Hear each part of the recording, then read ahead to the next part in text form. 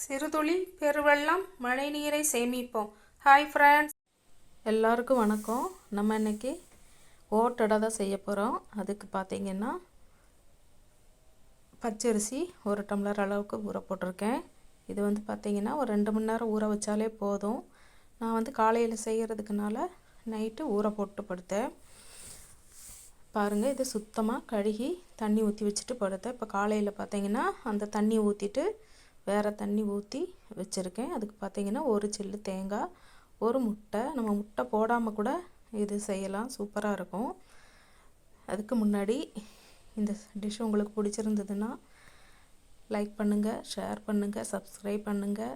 கண்டிப்பாக பிடிக்கும்னு நினைக்கிறேன். இப்போ பாருங்கள், இதை தேங்காயும் அரிசியும் போட்டு கொஞ்சமாக தண்ணி ஊற்றி நல்லா அரைச்சி எடுத்துட்டோம். இது வந்து தண்ணி அதிகமாக சேர்த்து அரைக்கக்கூடாது.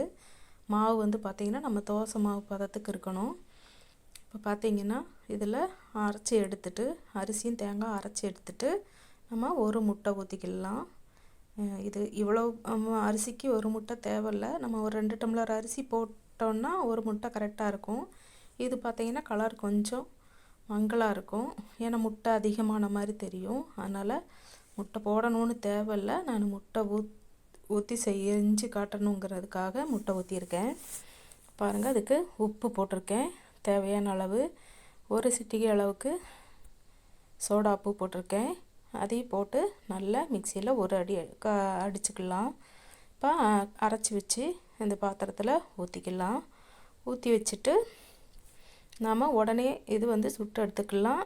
இப்போ நம்ம சோடாப்பு போட்டிருக்கனால ஒரு 10 நிமிஷம் வெயிட் பண்ணலாம். மாவு வந்து கொஞ்சம் ஊறட்டும். இதை கலக்கி வச்சிட்டோம்.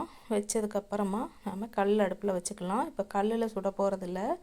இது வந்து நம்ம தோசை கல்லையும் சுடலாம், பார்த்திங்கன்னா மண்சட்டியில் சுடலாம். இது வந்து மண்சட்டியில் சுடுறது தான் ஸ்பெஷல்.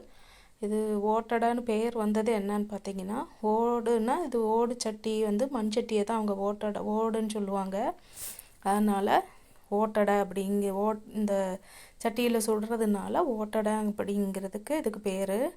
பாருங்கள், இப்போ மண் சட்டி வந்து வச்சு நல்லா சூடாகிருச்சு. அதில் எண்ணெய் எதுவுமே நான் தேய்க்கலை. பார்த்திங்கன்னா அப்படியே ஊற்றியாச்சு. மாவு வந்து கொஞ்சம் லூஸாக இருக்குது. வந்து நீங்கள் தண்ணி வந்து கம்மி பண்ணிக்கோங்க. நான் எப்பயும் சுடுறதுனால எனக்கு அது பிரச்சனை இல்லை, ஈஸியாக வந்துடும். நீங்கள் வந்து மாவு கொஞ்சம் கட்டியாக சேர்த்துக்கோங்க. இது இந்த மண் சட்டி இல்லைன்னா நீங்கள் தோசைக்கல்லில் ஊற்றிக்கோங்க. பாருங்கள், நல்லா மூடி வச்சு இது வெந்துருச்சு. ஃபஸ்ட்டில் ஊற்றும்போது கொஞ்சம் இந்த மாதிரி பிடிக்கிற மாதிரி தான் இருக்கும். இப்போ 2வது நம்ம ஊற்றும்போது அது தன்னாலேயே வந்துடும். பாருங்கள், நல்ல சாஃப்டாக இருக்குது. சைடெல்லாம் வந்து நல்லா கிறிஸ்பாக இருக்குது. சூப்பராக வந்திருக்கு பாருங்கள். இதே மாதிரி நாம் எல்லா மாவும் ஒன்று ஒன்றா ஊற்றி எடுத்துக்கலாம். பார்த்திங்கன்னா சட்டி வந்து நல்லா சூடாக இருக்கும். ஏன்னா மண் சட்டி சூடாகிடுச்சுன்னா தெரியும் தானே, நல்லா சூடாக இருக்கும். நம்ம வந்து மாவு ஊற்றிட்டு ஃப்ளேம் வந்து கொஞ்சம் கூட்டி வைக்கணும். வச்சுட்டு இந்த மாதிரி பபிள்ஸ் வந்துருச்சுன்னா உடனே நம்ம மூடி வச்சுட்டு சிம்மில் வச்சிடணும். தீ வந்து நல்லா குறைச்சி வச்சிட்டோன்னா அந்த மண் சட்டி சூடுக்கு நல்லா வெந்துடும். நம்ம தீ கூட்டி வச்சோம்னு பார்த்திங்கன்னா அடியில் வந்து கரிஞ்சிரும். அதனால் தீ வந்து கம்மியாக்கி வச்சிடணும்.